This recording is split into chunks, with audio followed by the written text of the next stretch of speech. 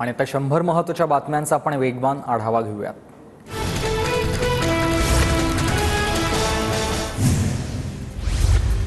बीड प्रकरणामधील आरोपींचा खून झाला म्हणणं म्हणजे दमानियांचा खोटारडेपणा। अंजलीताई दमानी यांचे बदनामी यांचे एकतरी आरोप सिद्ध झाले का?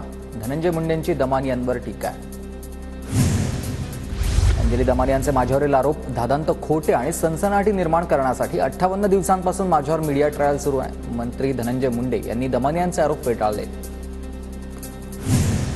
धनंजय मुंडे कृषी मंत्री असताना 350 कोटींचा घोटाळा, अंजली दमानी यांचा गंभीर आरोप। तर काहीही झालं तरी धनंजय मुंडेंचा राजीनामा घेण्याची दमानी यांची मागणी।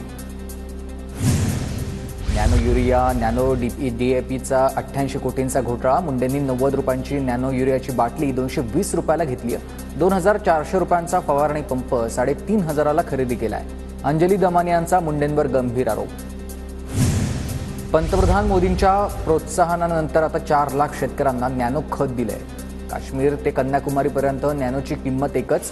दमानी यांना शेतीविषयी काही माहीत नसावी, धनंजय मुंडेंचं उत्तर। मुंडेंनी सर्व कायदे तुडवून टाकलेत। एका वर्षभरामध्ये मुंडेंनी शेतकऱ्यांचा अफाट पैसा खाल्लाय। कापूस साठवणुकीच्या बॅगेचे पैसे दिले आणि नंतर निविदा काढली, दमानी यांचा आरोप। कापूस साठवणुकीच्या बॅगेचे पैसे दिले आणि नंतर निविदा काढली, निविदा कुणाला द्यायचं हे आधीच ठरलं होतं का? दमानी यांचा सवाल आहे। तर 6,18,000 बॅगांची 42 कोटींना खरेदी, आता 557 रुपयांच्या बॅग 1200 रुपयांना घेतल्या, दमानी यांचा आरोप।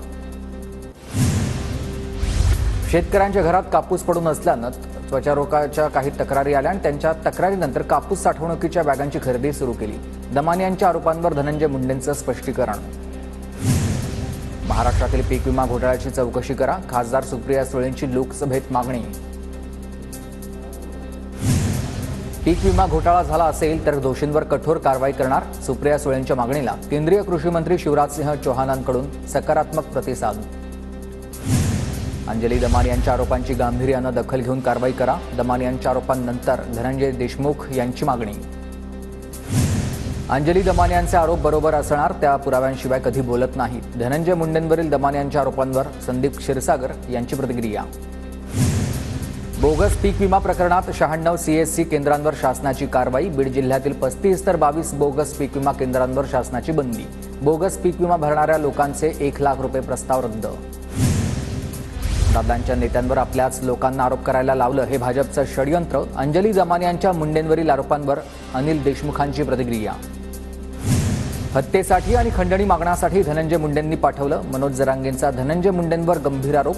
मुंडे पुरावे नष्ट करत असतील तर अजितदादा जबाबदार, जरांगेंचं वक्तव्य। मुंडेंवर 302चा गुन्हा दाखल करण्याचीही मागणी। विष्णू चाटेनं टाकून दिलेल्या मोबाईलमध्ये हत्या प्रकरणातले पुरावे, चाटेच्या मोबाईलमधला डेटा रिकव्हर झाला पाहिजे, धनंजय देशमुखांची मागणी। वर्षाच्या लॉनमध्ये कामाख्या देवीसमोर कापलेल्या रेड्याची शिंग पुरली आहेत, संजय राऊतांकडून गंभीर आरोप करत शिंदेंवर निशाणा। मुख्यमंत्रीपद दुसरी कोणाकडे जाऊ नये, टिकू नये म्हणून हा प्रकार केल्याचं कर्मचारी सांगतात, राऊतांचा दावा आहे। संजय राऊतां एवढा फालतू व्यक्ती नकाशावर शोधून सापडणार नाही, राऊतांच्या वक्तव्यावर निलेश राणेंचं उत्तर। शिंग काढले असतील तर बाहेर काढा, मला त्याबद्दल काही माहीत नाही, भुजबळांचं वक्तव्य। मुंबई महानगरपालिकेच्या बजेटमध्ये 74,427 कोटींची तरतूद, अर्थसंकल्पीय अंदाजाच्या तुलनेमध्ये 14.19% जास्त वाढ झाली आणि गेल्या वर्षाच्या 59,000 कोटींवरून बजेट 74,000 कोटींवर। महानगरपालिका क्षेत्रामध्ये 1333 किलोमीटर रस्त्यांचं काँक्रिटीकरण पूर्ण झालंय, अर्थसंकल्पात माहिती। तर उर्वरित काँक्रिटीकरण 2 टप्प्यांमध्ये हाती घेतलं जाणार। दहिसर ते भाईंदरपर्यंतच्या कोस्टल रोडसाठी अर्थसंकल्पात 4,300 कोटींची तरतूद। गोरेगाव ते मुलुंड लिंक रोडसाठी 1958 कोटी रुपये। मुंबई महानगरपालिकेकडे 81,774 कोटींच्या ठेवी, तर यंदाच्या अर्थसंकल्पात आरोग्यविषयक सुविधांसाठी 7,000 कोटी, शिक्षण सुविधेसाठी 4,000 तर बेस्ट उपक्रमासाठी 1,000 कोटींच्या अनुदानाची तरतूद। पर्यटन वाढीसाठी मुंबई महानगरपालिकेकडून नव्या योजना, राणीच्या बागेमध्ये जिराफ, झेब्रा, सफेद सिंह, जॅग्वार सारख्या विदेशी प्रजातीचे प्राणी आणले जाणार। कोळीवाड्यांच्या विकासासाठी 25 कोटींची तरतूद करण्यात आली आहे। तर लंडन आयच्या धर्तीवर मुंबई आय उभारली जाणार। आग्र्याहून सुटताना शिवरायांनी औरंगजेबाच्या सरदारांना लाच दिली, अभिनेते राहुल सोलापूरकरांच्या वक्तव्यानं वादाची शक्यता। एका पॉडकास्टमध्ये बोलताना राहुल सोलापूरकरांचं हे विधान। अडगळीत पडलेल्या एका अभिनेत्याकडून चर्चेत येण्यासाठी छत्रपती शिवरायांविषयी अश्लाघ्य विधान नाही ना, या विधानामागील हेतू आणि सडका मेंदू कुणाचा हे शोधणं गरजेचं आहे. रोहित पवारांचं हे ट्विट. अभिनेता म्हणून तर राहुल सोलापूरकर नालायक आहेच, पण माणूस म्हणूनही भिकार आहे. सोलापूरकरांच्या वक्तव्यावर सुषमा अंधारेंचं ट्विट. कथित खिचडी घोटाळ्यातील आरोपी सूरज चव्हाण यांना मोठा दिलासा. मुंबई हायकोर्टाकडून जामीन मंजूर. 17 जानेवारी 2024 पासून सूरज चव्हाण अटकेत होते. भुजबळांचे कट्टर समर्थक दिलीप खैरेंच्या बॅनरवर अजितदादा आणि राष्ट्रवादीचे फोटो नाहीत. बॅनरवर भुजबळांसोबत नरेंद्र मोदी आणि देवेंद्र फडणवीसांचा फोटो. नाराज छगन भुजबळ भाजपच्या वाटेवर असल्याच्या चर्चा आहेत. वैभव नाईकांच्या पत्नीला रत्नागिरीमधील एसीबीची नोटीस. नेहा नाईकांच्या नावावर असलेल्या मालमत्तेची एसीबी माहिती घेणार आहे. 11 फेब्रुवारीला सकाळी 11 वाजता उपस्थित राहण्याचे आदेश. भाजपचा ठाकरे गटाला धक्का. मुंबई आणि गोवा विमानतळावरील 2000 कर्मचाऱ्यांचा भाजपात प्रवेश. ठाकरे गटाच्या भारतीय कामगार सेनेच्या संघटनेला धक्का. भाजपचे कार्याध्यक्ष रवींद्र चव्हाणांच्या उपस्थितीत प्रवेश. उमरग्याचे आमदार प्रवीण स्वामींच्या जात वैधता प्रमाणपत्रावर औरंगाबाद खंडपीठात दाखल याचिकेवर 6 फेब्रुवारीला सुनावणी. उमरग्याचे माजी आमदार ज्ञानराज चौगुले यांनी याचिका दाखल केली होती. पंतप्रधान नरेंद्र मोदी आज सायंकाळी 5 वाजता लोकसभेमध्ये बोलणार. राष्ट्रपतींच्या अभिभाषणावरील धन्यवाद प्रस्तावावर मोदी लोकसभेत बोलणार आहेत. राहुल गांधी आणि सोनिया गांधींच्या वक्तव्यावर मोदी काय उत्तर देणार याकडे लक्ष आहे.